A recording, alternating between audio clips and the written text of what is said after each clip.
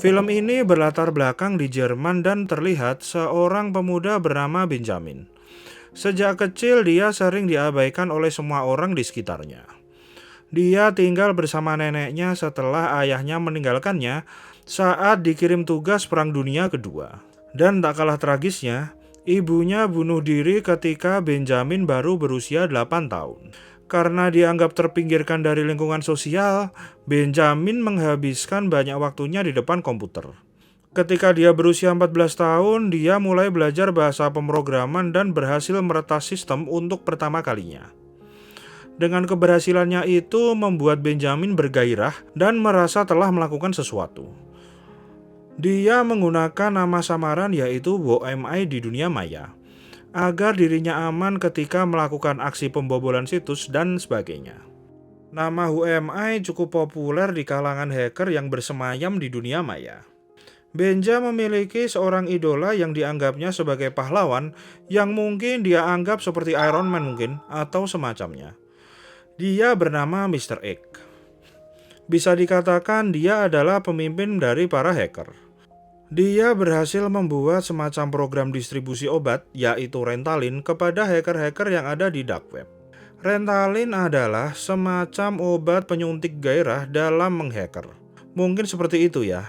Mr. X memiliki 3 aturan penting dalam dunianya. Yang pertama adalah tidak ada sistem yang aman. Yang kedua adalah carilah hal-hal yang mustahil. Dan yang terakhir, bersenang-senanglah di dunia maya dan di dunia nyata. Lain cerita bagi Benjamin. Di dunia nyata, Benjamin adalah seorang pengantar pizza yang masih diabaikan oleh semua orang. Namun suatu hari ia melihat seorang gadis bernama Mary. Gadis itu ternyata teman sekolah dia waktu SMP. Dia dulu pernah menaksirnya, tetapi dia tidak sempat untuk menyatakan perasaannya. Entah tidak sempat atau tidak berani. Pada saat itu, Benjamin tidak sengaja mendengar bahwa Mary menghadapi masalah dengan ujian mata kuliahnya. Ketika pulang, Benjamin mulai membayangkan bagaimana jika ia bisa membobol server di kampus Mary dan mendapatkan soal ujiannya.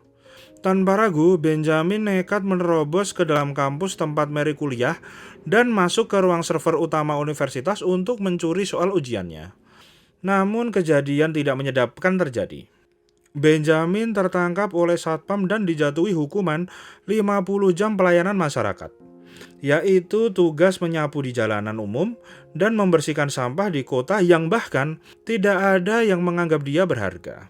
Di tempat itu, Benjamin bertemu dengan seorang pemuda lain yang juga menghadapi masalah yang sama. Dia bernama Max. Keduanya ternyata dihukum dengan hukuman yang sama, yaitu 50 jam pelayanan masyarakat. Dengan basa-basi yang tidak terlalu lama, Max selalu memberikan undangan pesta untuk Benjamin. Dengan kartu undangan yang telah diberikan oleh Max sebelumnya, Benjamin memutuskan untuk menghadiri pesta itu. Di sana dia melihat Mary bersama teman-temannya. Benjamin diajak naik ke lantai atas, di mana ada 2 sahabat Max berada. Pertama, dia adalah Stefan, seorang ahli perangkat lunak yang gemar menaikkan denyut jantung alias adrenalin. Dan yang kedua, dia adalah Paul, seorang penggemar perangkat keras yang mengalami nasib serupa dengan Benjamin, yaitu kehilangan kedua orang tuanya dan dia dititipkan oleh panti asuhan. Max meminta Benjamin untuk menunjukkan keahliannya. Ben lalu unjuk gigi dengan mematikan lalu menghidupkan kembali listrik di komplek itu hanya dengan menekan beberapa tombol di laptopnya saja. Ketika polisi muncul, Benjamin dan teman-temannya segera melarikan diri dari rumah tersebut. Mereka menciptakan pengalian isu dengan menjadikan teman Mary sebagai kambing hitamnya. Setelah itu, mereka mengajak Mary untuk melarikan diri bersama mereka. Di akhir pelarian itu, Benjamin memiliki kesempatan untuk berbicara dengan gadis yang dia sukai sejak SMP.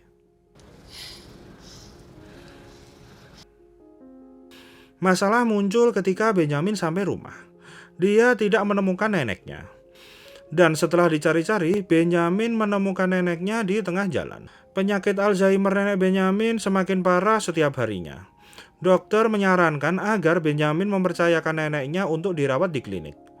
Tentu saja hal ini membuat Benjamin harus legowo dan andap asor bahwa dia akan hidup sebatang kara tanpa ada anggota keluarga lagi. Di tengah kekhawatiran ini, tiba-tiba muncul Max yang mengajaknya pergi ke suatu tempat. Max menjanjikan bahwa Benjamin akan belajar bahwa Max bisa menghacking manusia. Hacking yang efektif menurutnya adalah seni menipu yang hebat. Max mengajak Benjamin ke toko donat dengan membawa setruk dan kardus. Dia berdalih donat yang dia beli kurang 2. Alhasil Max mendapatkan donat gratis dengan mudah. Walau Max dan Benjamin harus menerima sinis pegawai dari toko donat tersebut.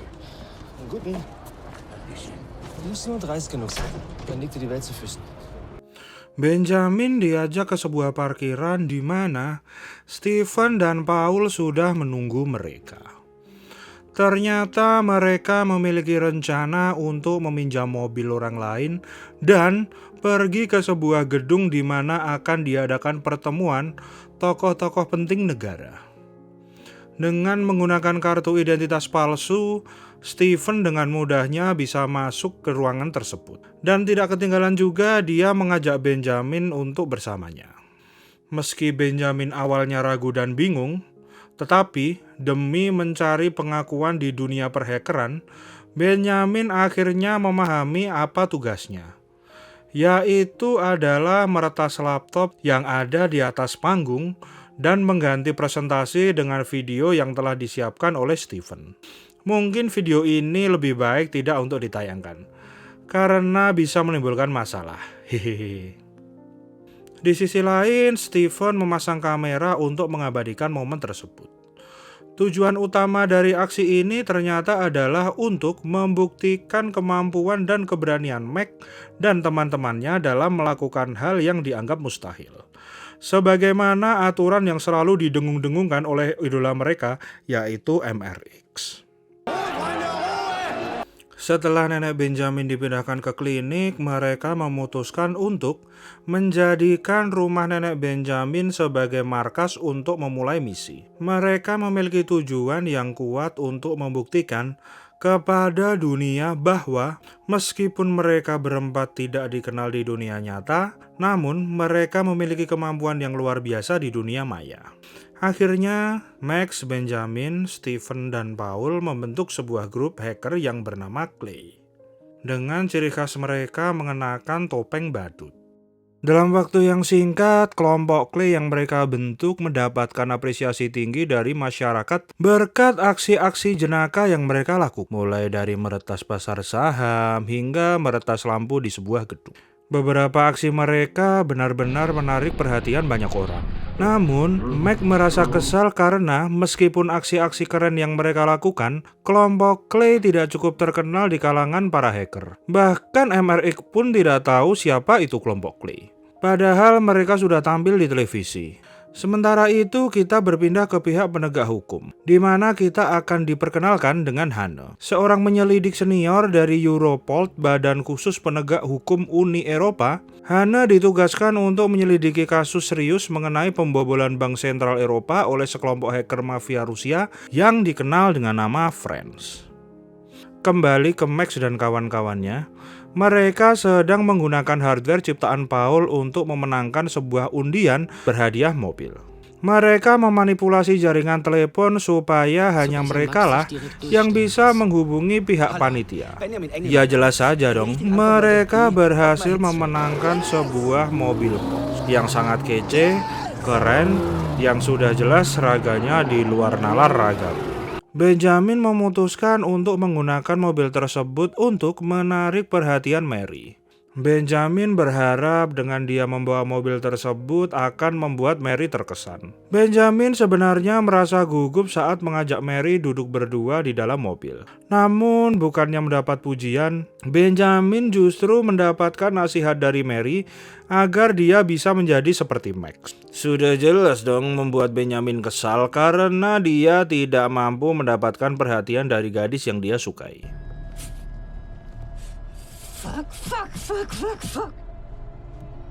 Sebuah pesan dikirim oleh MRX kepada para hacker terkenal, termasuk juga kelompok Clay di dalamnya. Pesan tersebut tidak mengancam, melainkan menyebutkan bahwa kelompok Clay tidak memiliki potensi yang berbahaya dan tidak menjadi ancaman besar bagi siapapun. Ketika membaca pesan tersebut, Mac merasa marah karena usahanya selama ini tidak dianggap penting oleh sang idola. Melihat keadaan itu, Benjamin memiliki ide brilian, yaitu meretas sistem yang lebih besar. Bukan lagi perusahaan atau bank, melainkan lembaga kelas 1 milik pemerintah, yaitu Badan Federal Jerman atau yang biasa disingkat BND. Dengan tidak membuang-buang waktu, Benjamin dan teman-temannya memutuskan untuk menyamar sebagai petugas kebersihan dan diam-diam masuk ke pabrik pengolahan limbah kertas. Sebagian besar limbah kertas di pabrik ini berasal dari gedung BND. Setelah mereka berhasil mendapatkan selembar kertas bekas yang dimiliki oleh seorang karyawan BND, mereka segera pergi untuk melakukan phishing, yaitu memancing. Kalau mungkin yang biasanya memancing di kolam, kalau ini adalah memancing pembaca untuk mengeklik tautan. Mereka mengirimkan foto kucing lucu beserta sebuah alamat website yang apabila cukup diklik, mereka sudah mendapatkan semua identitas orang tersebut.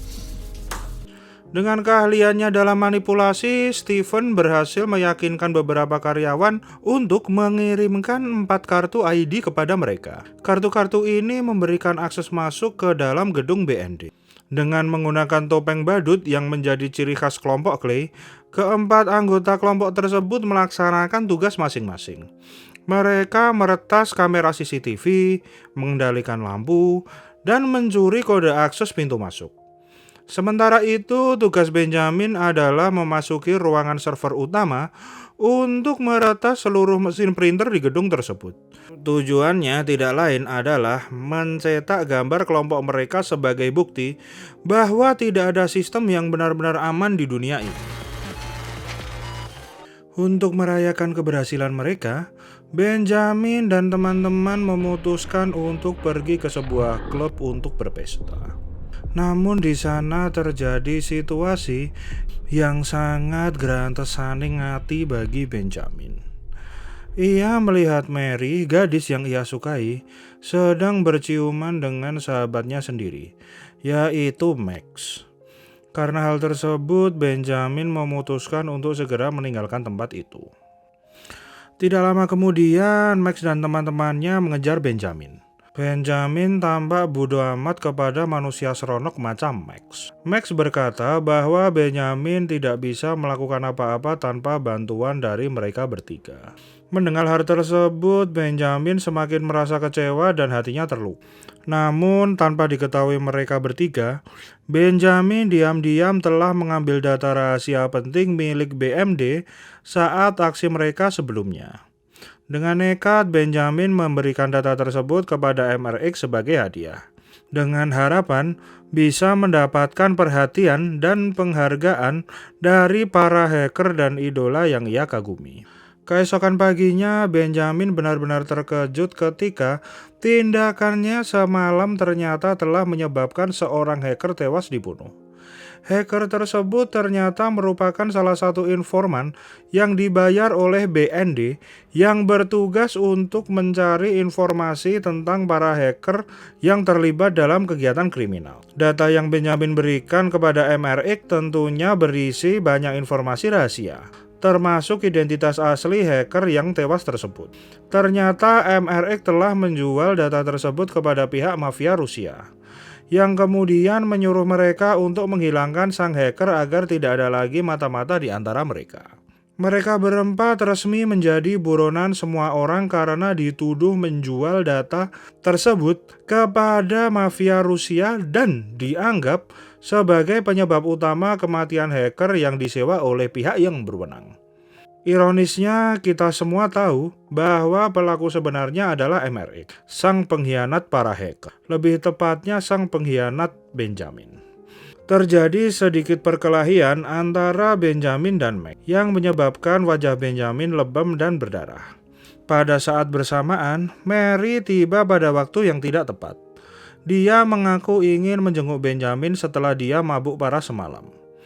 Sayangnya dia tidak menyadari bahwa tindakannya berciuman dengan Max semalam telah sangat menyakiti hati Benjamin. Sepertinya dia Gemini. Berada di ruangan komputer perpustakaan umum, mereka berempat berencana untuk menghubungi MRX dan berpura-pura ingin bergabung dengan kelompoknya. Tujuan mereka adalah untuk mengungkap identitas asli MRX dan apa yang dilakukannya. Namun, saat sedang berkomunikasi, pihak kepolisian berhasil melacak keberadaan mereka. Tanpa menunggu waktu lama, pasukan polisi segera dikerahkan untuk menangkap Benjamin dan ketiga temannya.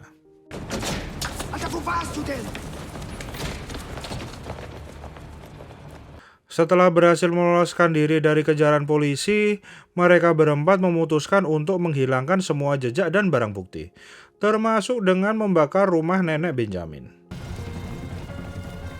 Dan misi selanjutnya adalah untuk masuk ke ruang server utama Europol. Rumitnya penjagaan di kantor Europol membuat mereka harus berputar otak. Mereka mencoba untuk masuk melalui saluran air bawah, tetapi tetap gagal. Bahkan tangan Max pun harus terkena paku dan terluka. Benjamin merasa bahwa semua ini adalah kesalahannya. Secara kebetulan, dia menemukan celah ketika seseorang pengunjung menjatuhkan kartu identitasnya. Dengan menggunakan kartu ID tersebut, Benjamin dengan sendirinya mendekati petugas keamanan dan mengaku bahwa dompetnya tertinggal di kantin. Didorong oleh motivasi yang kuat untuk keluar dari masalah ini, Benjamin kini memiliki kepercayaan diri untuk berakting dan berhasil meyakinkan petugas keamanan tersebut. Dia diberi izin untuk masuk ke ruangan kantin. Di sana Benjamin melekatkan sebuah perangkat buatan milik Paul. Perangkat ini memungkinkan Benjamin untuk masuk ke dalam server Europol tanpa harus berada di dalamnya secara fisik. Di sebuah kafe dengan laptopnya yang sudah terhubung ke server Europol, Benjamin hampir berhasil mengungkap identitas sebenarnya MRX. Namun ternyata tidak semudah itu, karena MRX sudah mengetahui bahwa ini adalah jebakan. Dan justru sosok Benjamin lah yang terungkap. Wajah aslinya terbongkar, dan dia dikejar oleh sekelompok mafia Rusia yang ingin membunuhnya. Setelah berhasil meloloskan diri dari kejaran mafia, Benjamin dihadapkan pada fakta dia menemukan Stefan, Paul, dan Max tewas dibunuh dalam apartemennya. Dan disinilah sekarang Benjamin berada, duduk tepat di hadapan Hana untuk meminta bantuan.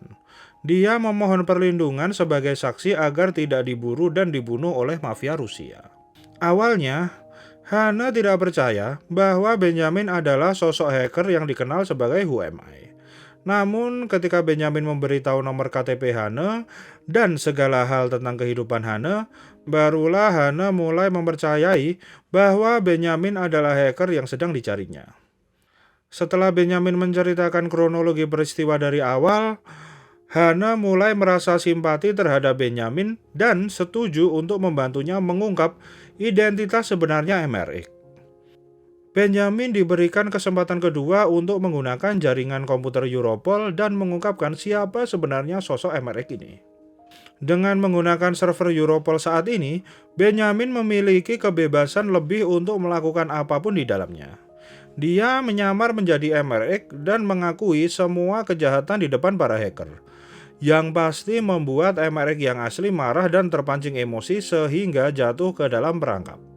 Akhirnya terungkap siapa sebenarnya MRX, di mana semua orang mungkin akan terkejut saat mengetahui hacker nomor 1 ini, si MRX, sebenarnya hanyalah seorang pemuda berusia 19 tahun bernama Sean Dunham yang tinggal di New York dan melakukan segala sesuatu hanya dengan bantuan laptop. Mungkin kopi dan laptop. Masa laptop tanpa kopi? Setelah MRX tertangkap, Benjamin tentu tidak bisa langsung tenang begitu saja, karena masih ada mafia Rusia yang pastinya akan terus memburunya. Apalagi setelah mengetahui identitas asli Benjamin. Saat interogasi sedang berlangsung, Hana melihat bekas luka pada tangan kanan Benjamin yang dari ceritanya tadi, Max sempat tertusuk paku ketika sedang berada di saluran pembuangan. Tapi kenapa kok malah tangan Benjamin memiliki bekas lukanya? Menemukan adanya kejanggalan tersebut, Hana memutuskan untuk menyelidiki kehidupan Benyamin dengan cara pergi ke rumah neneknya yang di situ dia menemukan kotak bertuliskan obat Rentalin yang sejauh ini sudah sesuai dengan apa yang dia ceritakan. Namun ketika Hana bertemu Mary di kampus, Mary terlihat tidak khawatir dengan kondisi Benyamin. Saat ditanya apakah Mary mengenal Benjamin, Mary menjawab bahwa Benyamin adalah anak aneh yang tidak memiliki teman di sekolah dan mereka tidak pernah bertemu sejak SMP. Jawaban ini tentu membuat Hana terkejut. Hana kemudian mendatangi dokter yang pernah merawat nenek Benyamin. Dokter tersebut mengungkapkan bahwa ibu Benyamin meninggal karena bunuh diri akibat dia mengidap bipolar yang bisa diturunkan kepada anaknya, terutama jika dia mengkonsumsi obat seperti Ritalin. Dari sini Hana mulai menemukan fakta sebenarnya tentang Benyamin. Kembali ke ruang interogasi. Hana dengan tegas mengungkapkan bahwa Benyamin mengidap kepribadian ganda, di mana Max, Paul, dan Stephen hanyalah kepribadian ganda yang ada di dalam pikiran. Benyamin terlihat stres dengan pengakuan ini, karena seseorang dengan gangguan kepribadian ganda tidak akan menyadari adanya kepribadian lain yang hidup atau menguasai tubuhnya. Benyamin tidak bisa mendapatkan perlindungan saksi karena gangguan mentalnya. Merasa bahwa Benyamin adalah seseorang pemuda yang polos dan tidak bersalah, Hana diam-diam membawanya ke ruang komputer utama Europol untuk mengubah identitasnya agar tidak dapat dilacak oleh siapapun. Hal ini akan membuat Benyamin menjadi seseorang yang tidak dikenal oleh siapapun.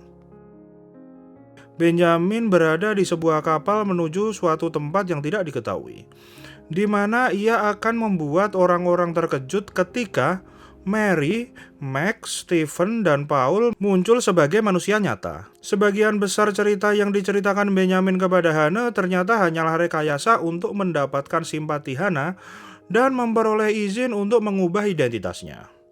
Semua bermula ketika Benyamin dikejar oleh mafia Rusia dan berlindung di apartemen Mac dan teman-temannya. Mereka berempat dengan bantuan Mary merencanakan sebuah rencana yang tentunya sangat gila, yaitu menipu Hana agar nama Benyamin menjadi bersih. Meskipun tidak mudah, Benyamin harus mengalami sakit yang luar biasa dengan menusukkan tangannya dengan paku untuk membuat bekas luka yang sama persis dengan Mac. Pada akhirnya, Hana mendapatkan apa yang diinginkan, yaitu penangkapan MRX dan kelompok hackernya yang sudah mereka ketahui yaitu Fred. Sementara itu, Benyamin dan keempat temannya menjadi seseorang yang tidak dikenal. Dan film pun tamat. Ending yang sangat WMI sekali tentunya. Film yang mengandung plot twist di dalam plot twist. Ternyata ini adalah itu dan itu adalah ini. Kasana dari film ini yaitu jangan biarkan ambisimu melalui jalan yang salah dan melanggar hukum, karena itu akan berujung dengan kesedihan. Sekian video kali ini. Patrick dan segenap kru pamit. Wiedersehen und wieder. Bye-bye.